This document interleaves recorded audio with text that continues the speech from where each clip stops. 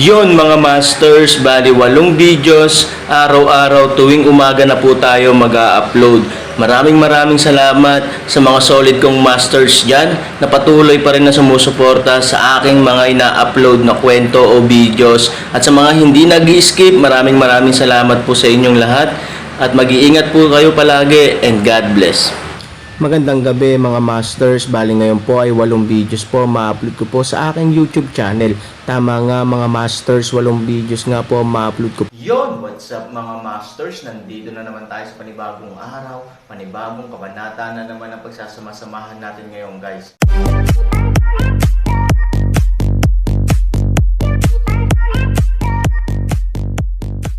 Bali mga masters, kung bago ka pa lang po sa aking YouTube channel, please click the subscribe button, lalong-lalo na po yung notification bell guys, para maging connected pa rin tayo sa isa't isa at maging updated kayo sa mga susunod ko pang video.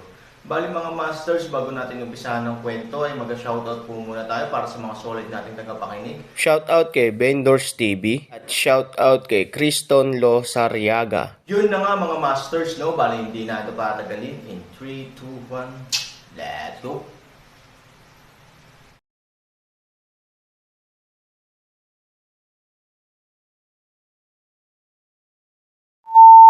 Huminga ng malamig ang matandang walis at pinag-isipan ito ng matagal. Sa wakas, bumantong hininga siya at sinabing, hindi ko pa naiisip. Kahit ikaw ay natatakot sa batang ito. Sa halip na magmadaling magtanong ng kasagutan, hindi napigil ang matawa ang 8 akseyadong aklat sa langit. Ngumiti ang matandang walis at tumigil sa pagsasalita. Sa labas, nang si Han Sanchen ay hinihingal at sa wakas ay napagod, bigla niyang nadagdagan ang kanyang lakas sa kanyang kamay at binuhat si Aoshi, at pagkatapos ay ibinato siya ng malakas. Wow! Si Aoshi, kasama ang katawan ng tunay na Diyos sa dagat ng mga bituin, ay agad na nahulog mula sa langit gamit ang kanyang halberd. Bagamat desperadong sinubukan ni Aoshi na gamitin ang Diyos para alisin muli ang kanyang sarili, ngunit ang inertia gravity ay masyadong malaki. Boom! Sa isang biglaang lindol sa lupa, ang alikabok at usok ay lumipad, at si Aoshi ay direktang bumagsak sa lupa mula sa langit. Lahat sila nang inig sa malakas na ingay. Isa-isa nilang tiningnan si Aoshi, na dumura sa lupa mula sa kanyang bibig. Pagkatapos ay tumingin sila kay Aaron, na parang demonyo sa hangin. Lahat sila ay hindi napigil ang malunok ang kanilang laway. Malamig na sumulyap si Aaron. Sa oras na ito, diretso siyang tumingin sa lupa. Nagulat si Luruaksen sa karamihan. Ang mga taong katabi niya ay walang kamalay-malay na umatras ng ilang metro sa tabi ni Luruaksen, na nakaapekto sa mga isda sa lawa. Luruaksen. Aaron malamig na tunog ng inumin, ang katawan biglang isang flash, 8 figure biglang naging 8 itim na natatakpan gininto ang liwanag diretso pababa. Ang mga disipulo ni Aaron ay hindi namamalayan na itinaas ang kanilang mga espada at nagpalagay ng isang defensive na posture, ngunit habang ang Aaron ay palapit ng palapit. Bigla na lang may kumatok sa pingli. Maraming tao ang nagtapon ng kanilang baluti at tumakas. Para sa isang malaking pamilya tulad ng tuktok ng asol na bundok, malinaw na bihirang matakot dito. Gayunpaman, sa oras na ito, walang nangahas na tumawa sa kanila, dahil ang malapit sa walang kamatayang si Area at Yaoshen Pavilion ay halos pareho, at sila ay tumakas sa gulat. Si Ye Gacheng, na napakayabang noon, ay sumigaw na patayin ang isang ito at ang isang iyon, at pinagalitan ang Aaron bilang basura. Nang dumating si Aaron, hinailan na niya si Go na parang daga na natagpuan ng pusa at nagmamadaling tumakbo. Si Wang Yanji ay hindi mas mahusay kaysa kay Ye Gacheng. Sa ilalim ng proteksyon ng isang grupo ng mga executive sa Yaoshen Pavilion, isinama niya si Ao Yeo sa 2 kapatid at tumakbo sa labas. Noong unang panahon, bitbit ito ni Aoshi, at natural na nag-uusap ang isang grupo ng mga tao. Ngunit nang talagang pinatay siya ni Aaron, natural silang natamba at nagkalat. Walang gustong hawakan ang noo ni Aaron sa oras na ito. Kung tutuusin, kahit si Aoshi, ang tunay na Diyos, ay hindi makayanan. Nang makita ang gininto ang liwanag ni Han na dumarating, si Luruaksen ay natigilan. Ngunit ang babaeng ito ay hindi isang ordinaryong babae kung tutuusin. Sa sumunod na segundo, ang gulat sa kanyang mga mata ay naging kalmado. Sa isang pag-iling sa kanyang kamay, ang karaniwang buhay at siyang-siyang ay biglang lumitaw, at pagkatapos ay gumalaw, tumaas ang espada ni Xuanyuan. Pagiging apat na Diyos array, isa para sa dalawa, dalawa para sa apat. Apat na totoong katawan ang lumitaw, bawat isa ay may hawak na Xuanyuan sword, na may mahusay na momentum. Umalis ka dito. Ngunit sa sandaling mabuksan ang apat na tunay na katawan, sa galit na boses ni Han, ang apat na tunay na katawan ay agad na tinangay ng 8 gintong ilaw. Umatras ng ilang hakbang si Lu Ruoxin at muling itinaas ang Xuanyuan sword sa kanyang kamay.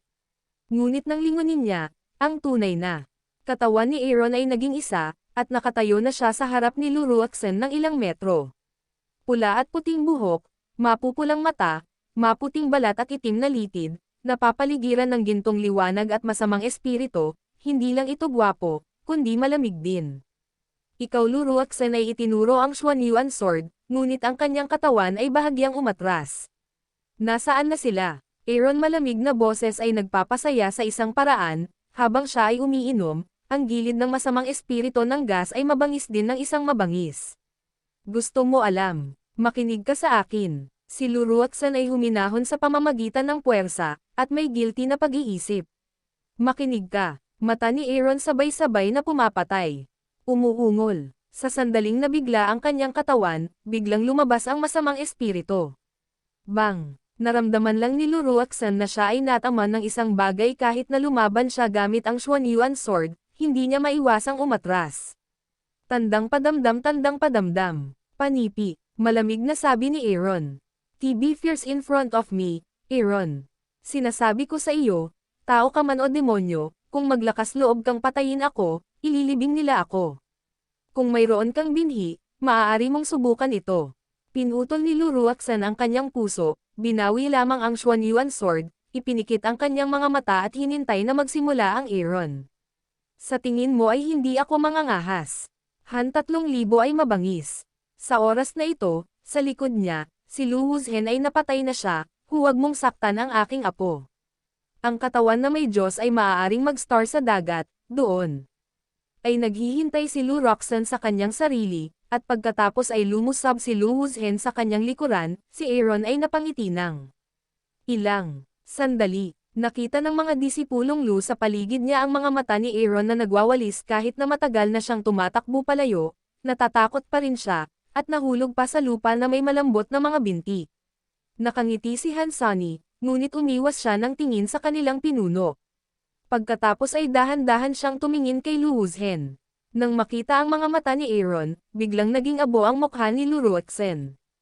Paano siya? Hindi. Bamulong si Lu Ruoxin at umiling sa gulat. Ngunit sa oras na ito, saan pinamamahalaan ng Aaron ang mga ito? Ang katawan vertical langit at lupa, direktang lumiko upang salubungin ang lumilipad na Lu Wuzhen ay isang anino nagmamadali, sa lugar na agad na umalis bago ang sutla masamang espiritu at ang gininto ang liwanag ng gas. Ano? You little boy, si Aaron suddenly turned body to kill to self. This let Lu Wuzhen is surprised and angry. Ang sorpresa ay hindi sinusunod ni Aaron ang routine. Total, malinaw na inaatake niya ang kanyang apo. Paano kaya ba niyang isuko bigla ang target at atakihin ang sarili sa halip? Tandang padamdam. The same as Ashi, sanay na siyang tumayo ng mataas. Aaron, hindi mo ako pinapansin. Ngayon, bibigyan kita ng kulay para makita. Si Lu Wuzhen ay nagbigay ng isang malaking inumin, ngunit hindi siya naglakas loob na magtanong. Malinaw sa aking isipan ang karanasan ni Ashi. Kung magtitiwala ka muli sa kanya, ikaw ang magdurusa. Moving in his hand, the streamer fell from the sky in an instant.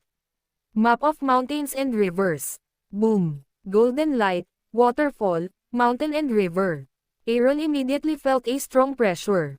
Well, the power of ang tunay na Diyos ay talagang malakas. Walang hiya ka talaga, pero hindi ko kayang dalhin mag-isa. Paano ang 8 tao? 4 na espiritu ng hilagang underworld. Boom! Ang Aaron doon ay agad ding naglabas ng 8 figure, at ang kanilang mga tunay na katawan ay napaliligiran ng gininto ang liwanag, galit na nagpapakalat ng prestihiyo na dala ng mapa ng bansa. You guy! Kinagat ni Lu Wuzhen ang kanyang mga ngipin at inilagay ito sa kanyang kamay. Boom! Sa mapa ng mga bundok at ilog, ang gininto ang liwanag ng panahon ng Dayton ay mas maunlad.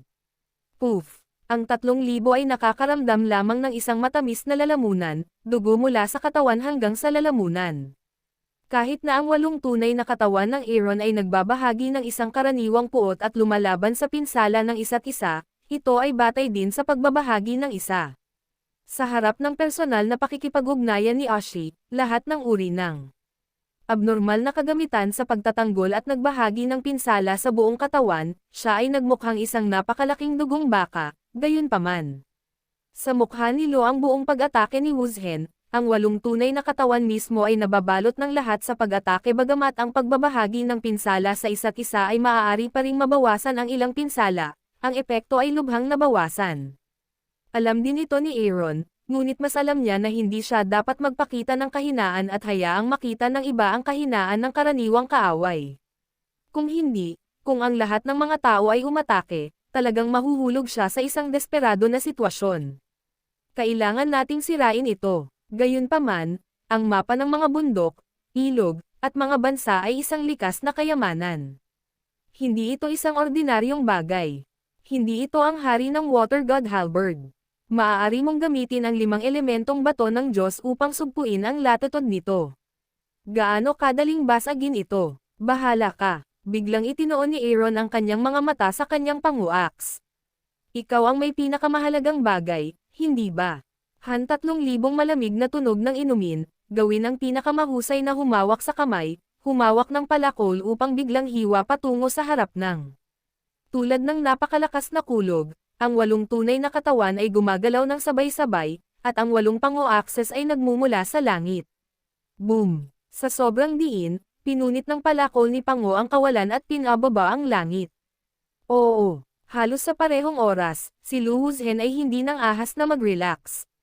Ang Diyos sa kanyang kamay ay maaaring biglang itulak ang mapa ng mga bundok at ilog.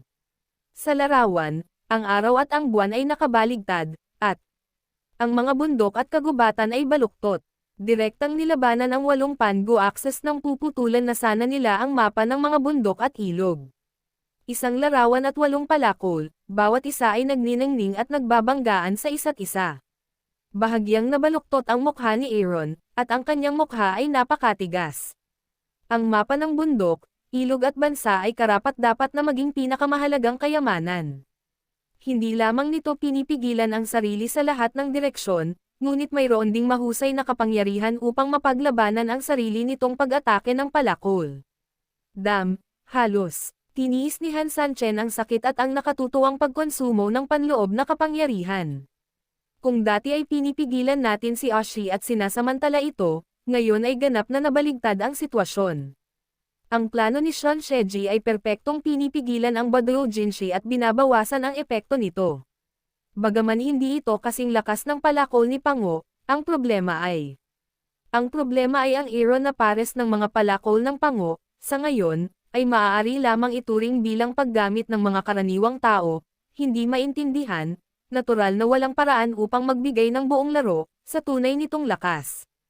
Ito ay nakakapanlumo. Galit na tiningnan ni Aaron ang gintong flash sa kanyang harapan, ang makapangyarihang larawan ng bansa. Hindi ako takot lumaban, pero natatakot akong lumaban, pero hindi ko kayang lumaban. Ang ganitong uri ng depresyon, minsan talaga kaysa sa pagkain siyang din hayaan ang isang tao na hindi komportable. May lason na dugo, biglang kinagat ni Aaron ang kanyang hintuturo, at ang dugo ay nawisik sa bundok at ilog.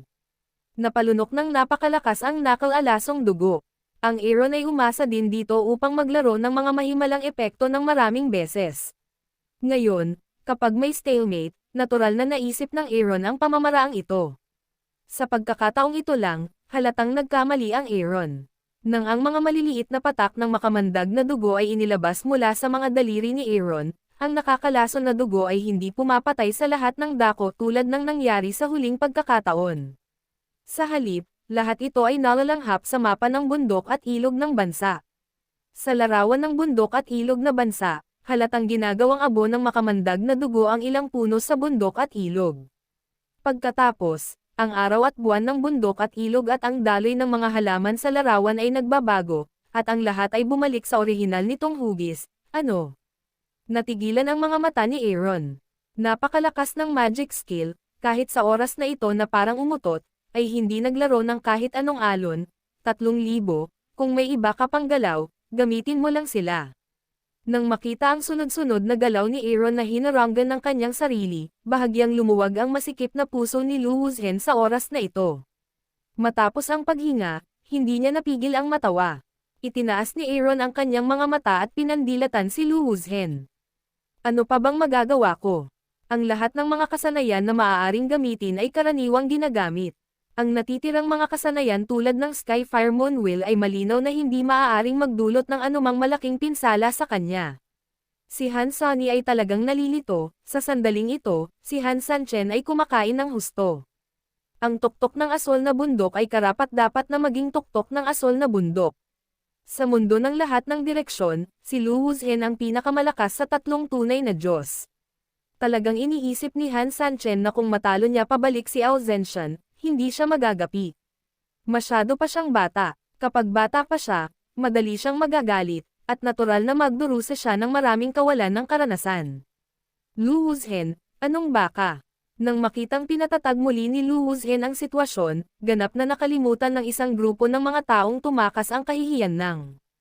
Dumating si Aaron upang pumatay, at nagsimulang magkomento muli. Pinunapan nila ang Aaron sa pagiging napakabata sa tono ng edukasyon, nakakunot ang noo ni Aaron, at tumutulo ang pawis ng Vince sa kanyang noo, na nakakaubos ng maraming enerhiya. Kuya, Aaron, naririnig mo ba ako? Biglang, sa oras na ito, isang magandang boses ng babae ang biglang tumunog sa utak ni Aaron. Yun na nga mga masters, no? Bali panibagong kabanata na naman yung natapos natin ngayong gabi. Muli, maraming salamat po.